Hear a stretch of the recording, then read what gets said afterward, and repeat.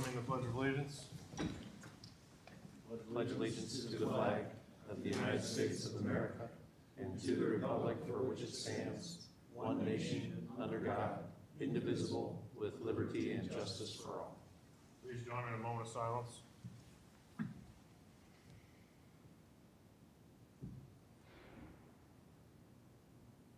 Thank you very much. Please be seated. Silence your cell phones if you have. First item on the agenda is approval of the agenda. I'll move it. Second by Radig. All those in favor say aye. Aye. Opposed say nay. Passes 5-0. Items 2 through 8 constitute a consent agenda of routine action items to be considered by one motion. Items pass unanimously unless a separate vote is requested by a board member. Item 2 is approval of the minutes of the April 25th meeting. Item 3 is approval of the claims.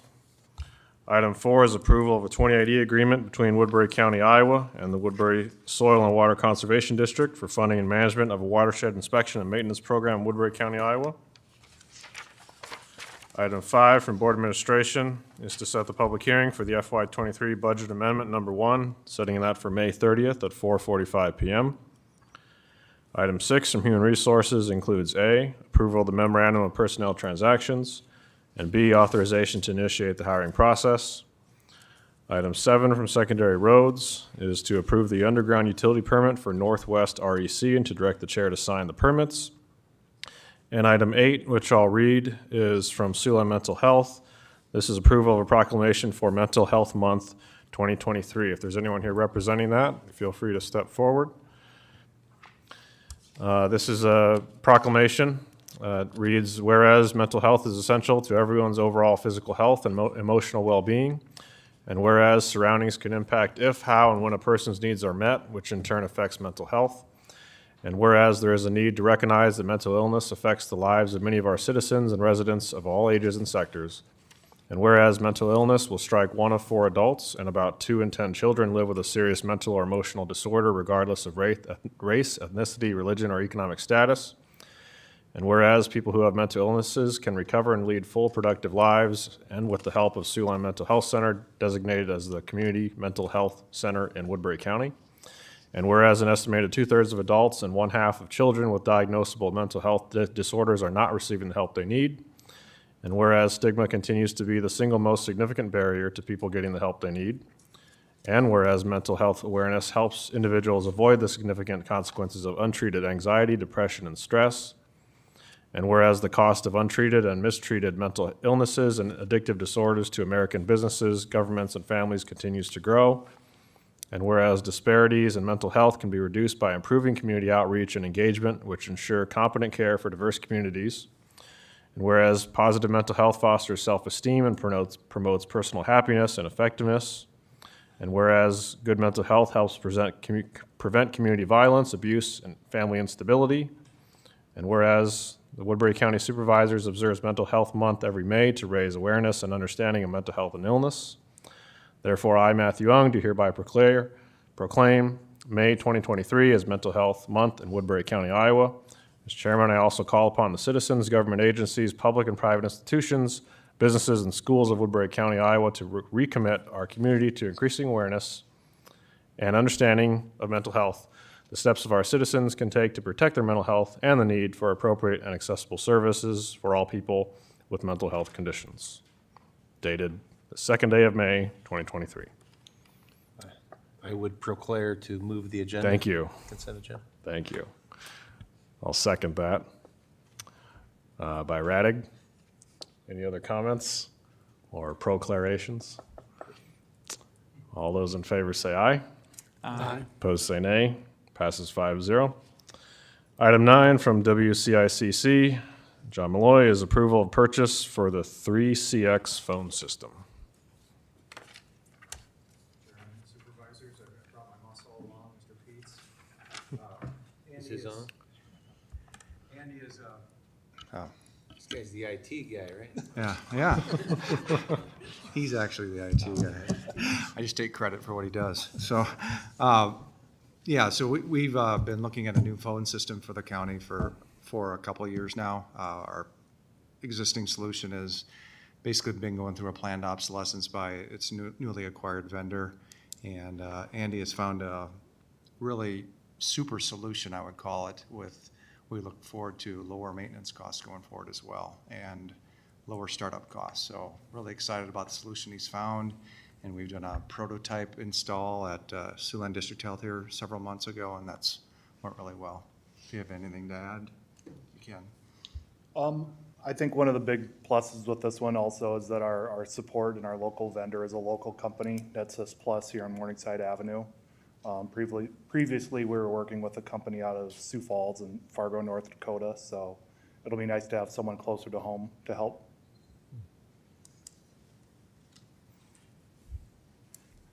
Very good. I would move it. Second. Motion by Taylor, second by Nelson. Any discussion? Great work. All those in favor say aye. Aye. Opposed say nay. Passes 5-0. Thank you. Item 10 from Secondary Roads includes A for action. This is approval of a permit to work in the right-of-way for Breton Feichtenberger and to direct the chair to sign the permit. Good afternoon. Brenton is looking for a permit to work in the right-of-way. He's building a house along 130th Street. His driveway, while very nice access to the house, isn't so great if you're hauling construction trailers and longer loads. His contractor had placed some gravel and crushed concrete on the level C portion of 130th Street. This really doesn't hurt our road, and it makes it more navigable for the contractor. They shouldn't be doing this work, though, without permission of the board. Anytime they're making an alteration in the road, they're required to have a permit by law. So they got scolded for doing it without a permit, and they're now applying for a permit in case they have to add some more if things get wet out there this year. I mean, if you had that many digits in your last name, you probably wouldn't apply for much, you know, every time you get a sign. Yeah, he gets his money's worth every time he signs. That's right. I'll move it. Second. Motion by Rags, second by Taylor. Any other discussion? All those in favor say aye. Aye. Opposed say nay. Passes 5-0. Chairman Ungen is a much easier signature. Yes. Item B is award the quotes for 2 new motor graders to Murphy Tractor. I had come in today expecting to order 2. After I had to turn in the agenda items, though, John Deere Murphy Tractor came to us with a proposal to do what's called re-lifing our number 414 motor grader. Re-life, they put a new engine, new transmission, new drivetrains, new differential, there's a cable that runs from the ECM to both ends of the machine. That thing's over $30,000 to replace. Replacement of that cable is part of the work. All the hydraulic lines would be replaced. Everything would be brought up to spec with a 5-year warranty for $213,000. So my recommendation for today is to buy 1 motor grader to replace number 512 for $381,044 and defer the purchase of 414. We'll run that one through not our new equipment, but our parts and repair budget. So Does the ECM get replaced then? they go through that and make sure that everything is working with it, and I believe it comes under the warranty as well. They redo the operator station. The whole machine is pretty close torn down to the frame, and it appears to be a very thorough rebuild. And they do warranty it for 5 years upon completion. Does that have that regen system to it then as well? No, this one has Tier 3 emissions, so Okay. it's no DEF. The diesel exhaust fluid systems are probably our biggest bane with any of our equipment. We have a lot of new equipment that's got that system in it, and typically if we have a new machine that goes down, it's usually a DEF problem, either with the pump or the lines or some part of that system. It doesn't work well for vehicles in stop-and-go traffic like ours are. But this one avoids all that. It would be Tier 3, and it'll stay Tier 3. I'll move your recommendation. Second.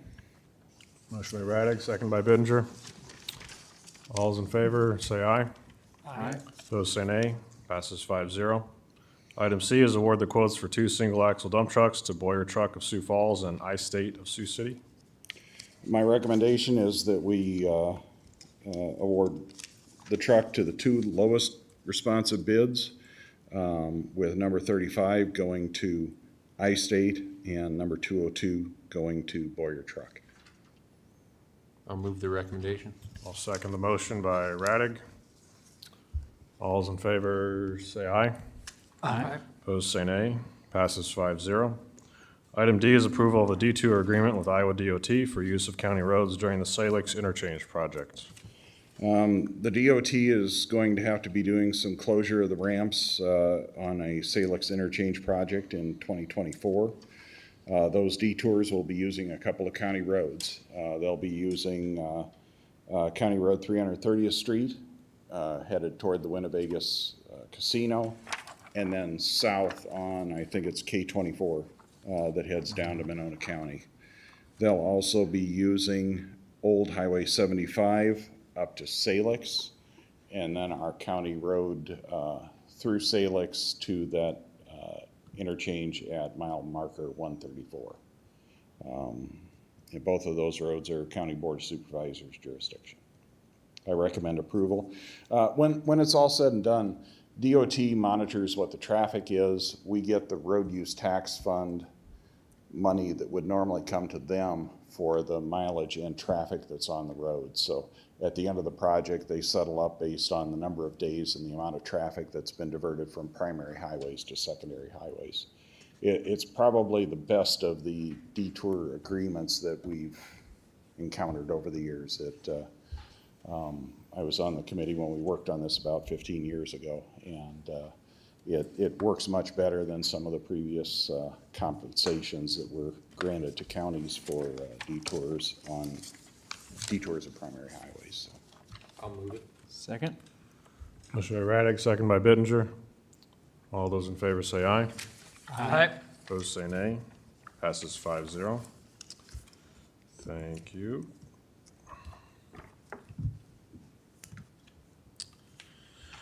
Item 11 from Planning and Zoning, Mr. Priestley, includes A for action. This is to receive the final staff report and the Zoning Commission's recommendation from their April 24th meeting to approve the final plat of the Niemeyer addition, a minor subdivision to Woodbury County.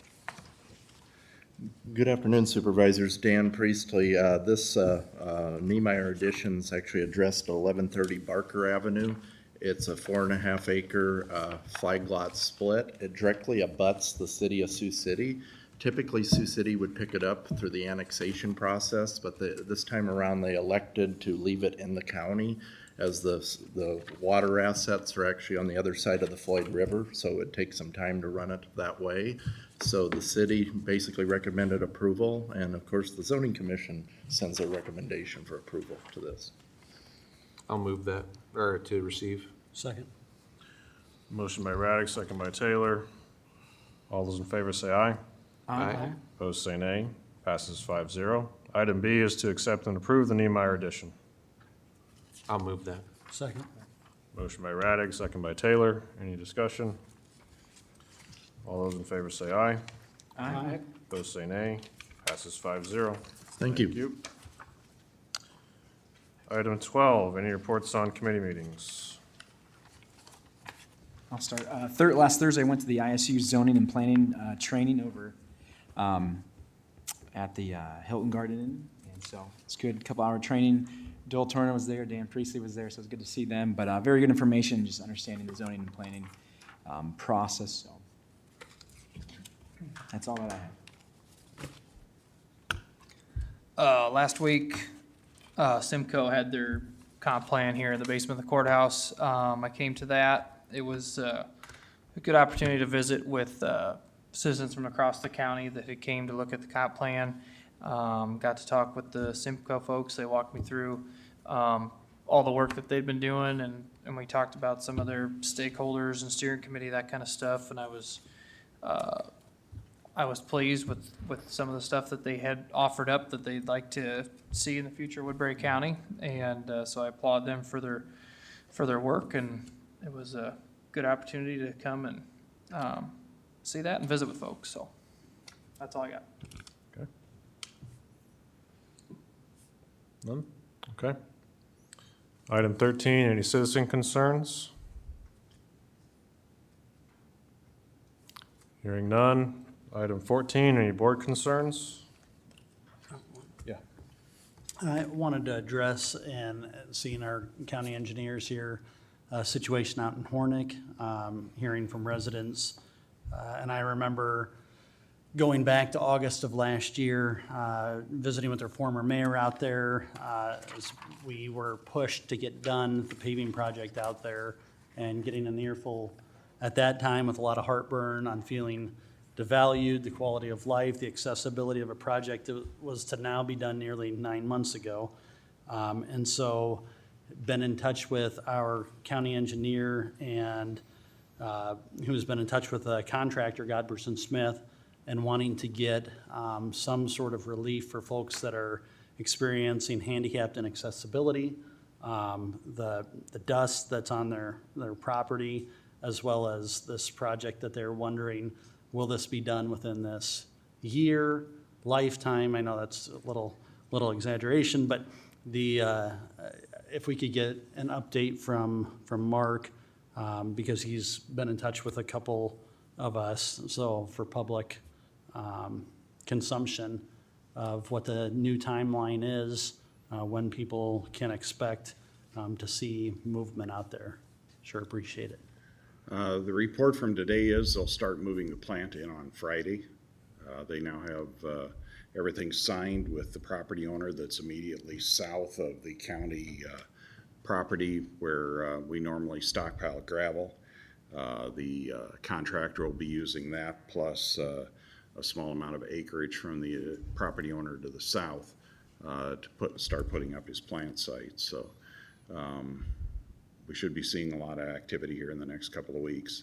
One of the things that we have done is through the winter and working with the mayor and city council in Hornick, we've expanded the amount of sidewalk replacement and curb and gutter replacement that's being done in town.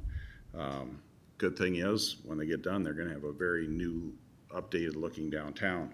Bad thing is, it made the project so large that the contractor's small paving crew was outmatched, because instead of a few segments of curb, we're now doing hundreds of feet of curb inside town. You know, the city wanted to take advantage of it, so they didn't have a great looking area here and then a scab over here, and so we're working with them to make sure all that's done and updated as the project works toward completion. But you know, we should be seeing a lot of activity here soon with both their large paving crew and then the crew that's in doing the sidewalk and curb work pretty much coming in simultaneously.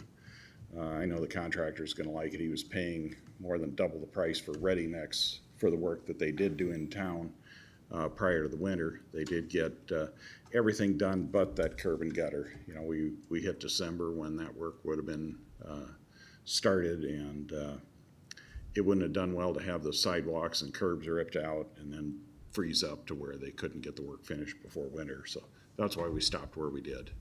So again, we should be seeing mainline work and everything starting here by the end of the month.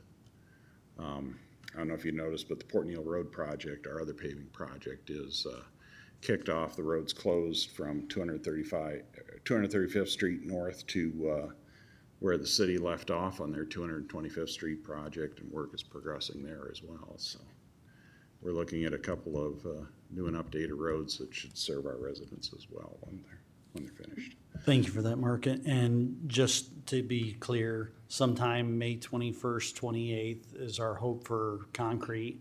We're hoping to see Potentially. some of that coming down, being put down at that point, yes. Okay. And then how long a project if, and I know we talked about this, but for Yeah. transparency and the good of the public to know, what would you say if I was a They should guy be or a able to- gal out in Hornick and I was? They should be able to accomplish better than a half mile a day, so they're looking at probably at least 7 days for mainline paving. And then they have the widened areas at the intersections, what we call intersection fillets to do, where it abuts against, it's done down on the Highway 141 end. They'll have to get done up at the old 141 end, both near our stockpile, closer to Holly Springs, and then the straight north portion of that. Plus, we do the approach fillets at each intersection, as we do on all of our paving and our resurfacing projects as part of that to help try and keep that gravel from being drug out onto the main road, give our operators that are running the motor graders a chance to blend in their portion of the road without having to drag material up onto the pavement. So if you were a betting man, you would say that they would be done roughly? I'm anticipating that toward the end of July, they'll have everything complete. There's a lot of shouldering work that needs to be done. Driveways have to be adapted. Each of those little intersection fillets is handwork, so they're about at least 2 days each. They come in, drag all the material back, get it formed, and get it poured. If they're trying to keep the road open because and we're communicating with the property owners right now. A lot of the farmers are kind of appreciative that they're not in their paving right now. They're getting their crops in pretty quickly here. So all of those folks are taking advantage of this delay to get their planning done ahead of us coming in and closing that road down tight. Thank you for that information. Thanks, Mark. Anything else, Mr. Taylor? Our county website vendor has completed, I believe, the final piece of the county website improvements, and that is the search function for meeting minutes and agendas, ordinances, resolutions, et cetera. So if anyone out there is wondering, for instance, when's the last time the Board of Supervisors prohibited the growth of Russian knapweed or quackgrass, you can type those terms in and you can pull up those agendas and find exactly when that was declared by this board. Is that an actual thing, quackgrass? Yeah, it's in I didn't know if those. it was a made-up Keith Reddick It's- word. No, we approve a long list of weeds that we despise every year. And we prohibit their growth, but they keep coming back. Finally, we have answers. Yes, at long last.